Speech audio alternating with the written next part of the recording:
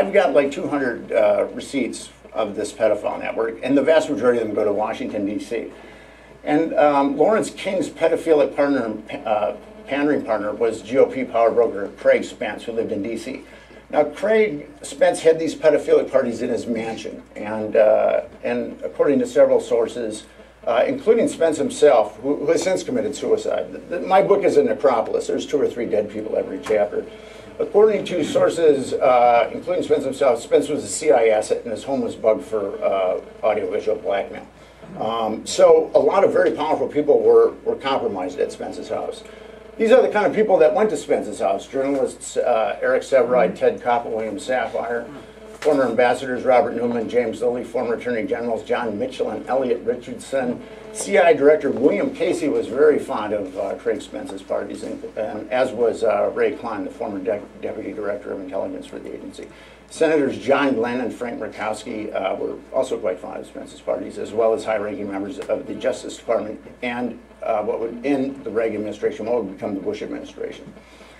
So the Washington Times starts talking about these blackmail parties that Spence is having, and that he's taking midnight tours, and that he's actually bringing male prostitutes, and one was a minor on a midnight tour of the White House.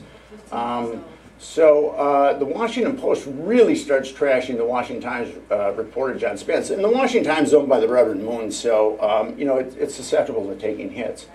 And then the New York Times and the LA Times jump on the Washington Times too, so they start taking.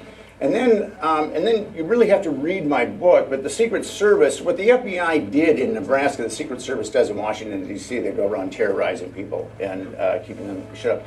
So then there's a grand jury in Washington, D.C. that declares that Spence has blackmailed no one and that there's no pedophile network or anything like that. So Franklin has been successfully covered up. It took 3 grand juries, kind of a necropolis of bodies, and Alicia Owen getting 9 to 15 years, but Franklin has been successfully covered up.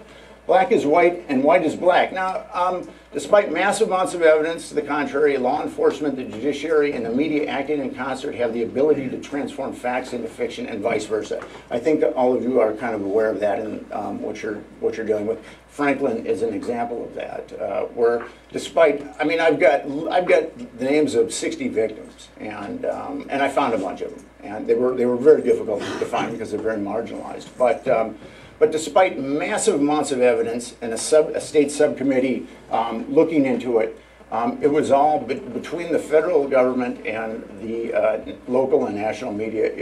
This whole thing was never covered up, and that's why most people have never heard about it, even though it's the biggest scandal that most people have never heard about it. Now, conspiracy reality versus conspiracy theory, or you can lead a horse to water. Okay, I spent 7 years and traveled 40,000 miles to prove that this pedophile network existed. I had very good connections to Oprah, and I had a fairly good connection to Nancy Grace, and 3 of Oprah's senior producers they won't touch it. So the mainstream media has really shied away from me, and I live in New York City, and I've been a journalist, and I had a lot of connections to the mainstream media. One of my friends is a superstar columnist, and who I've known for 23 years, and he won't touch my story. So despite everything that I've proved, and I name a lot of names in my book, you know, if people wanted to come after me for libel, I mean, if there was any weakness in my book, I mean, a lot of people, because I'm accusing people of some pretty heinous crimes, a lot of people would be coming after me for libel, and no one has.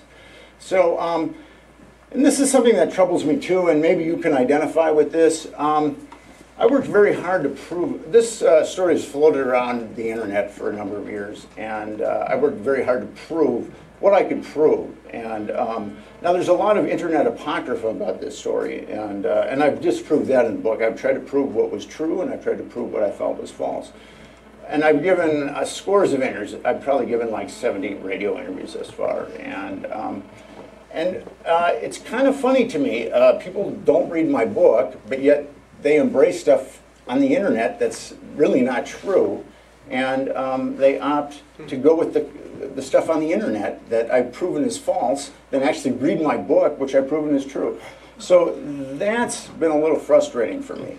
But I'm glad I did it, and what my book shows is that there is an elite in our society, as has been talked about today, and a lot of them have some very predatory predilections towards children, but they've gotten away with it.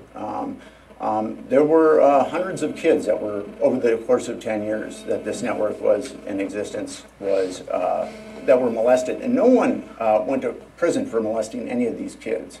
And I found them. I found them in projects. I found them in prisons. I found them in homeless shelters. They're very hard to find. And it's a very sad story, but I think it's something that can wake people up, because children are our society's most precious commodity. And I've written a previous book on children's issues, and I've written all kinds of stuff. You can go to my website, franklinscannell.com, and you can see that I've written on children's issues from many different perspectives. That's been something that's been very sensitive to me. So I really I think that the abuse of children and the government aiding and abetting child abuse is something that can wake people up, and hopefully that will happen. Thank you.